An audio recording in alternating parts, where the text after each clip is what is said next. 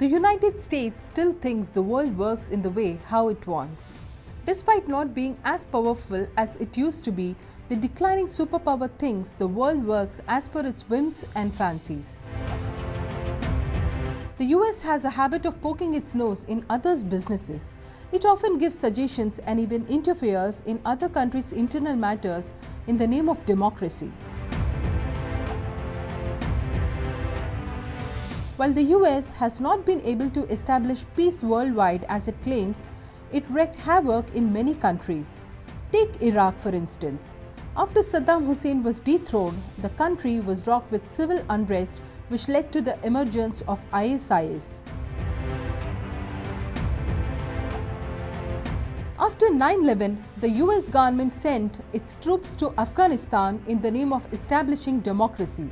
After fighting the Taliban for 20 years, the US handed over the country to the same Islamic Jihadi organization and ran away from the country, a fact they would not like to admit. Not only this, the so-called superpower left billions of dollars worth of weapons and ammunition in the country, which has strengthened the Taliban. These are a few to highlight US hypocritic activities outside the country. Now, what about their inside matters? It's actually horrible. The gun culture has become a problem for the country, but it doesn't want to rectify it. The US Constitution's Second Amendment gives the right to American individuals to possess several arms for the self-protection. This very same amendment is eating the country inside.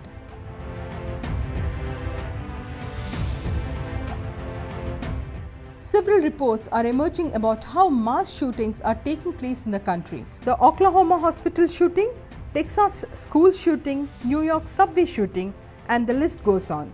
Is the US trying to solve this problem? Well, not exactly. Do we have to care about it? In a way, yes.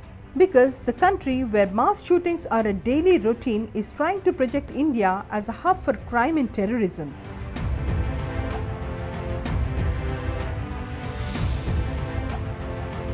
The US recently issued an advisory to its citizens who want to visit India to exercise increased caution. Know why? Because there is increased crime in India.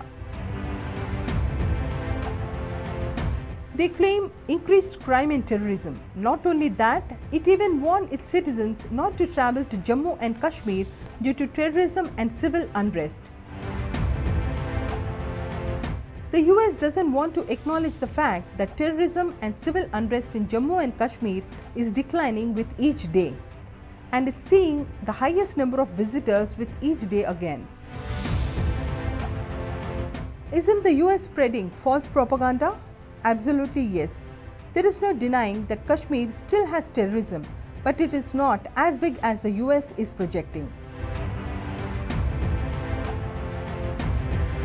If that is the case, then why should India not warn its citizens who want to visit the US? Attacks on Hindus are on a rise in the US. There is also mass shooting, which the superpower is not able to solve. What if India highlights this and issues a travel warning to its citizens? We all know how things will turn out. The US may be declining, but it is still the only superpower. It is trying to hold on to this influence. At the same time, it doesn't want to have any competition for its superpower position. That's why the US is projecting India as a hub for terrorism and crime. Well, it can do as much as it wants to. It will not stop India from growing big. The numbers itself are a proof to that. When India reclaims its lost position in the world, it surely will give a befitting reply to the US actions. Please subscribe to Nationalist Hub English channel for more interesting videos, and don't forget to like and share this video. Nationalist Hub, it's a news revolution.